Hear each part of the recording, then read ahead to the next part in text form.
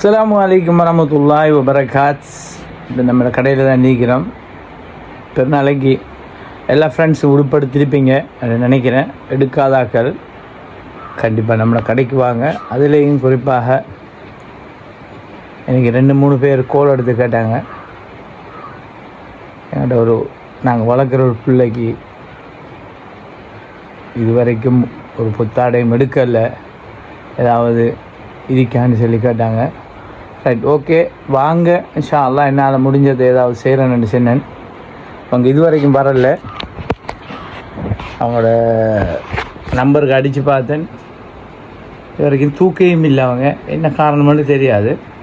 கண்டிப்பாக இது அவங்களுக்கான பதிவு தான். அந்த ஷார்ட்ஸை பார்த்து போட்டு தான் கேட்டவங்க.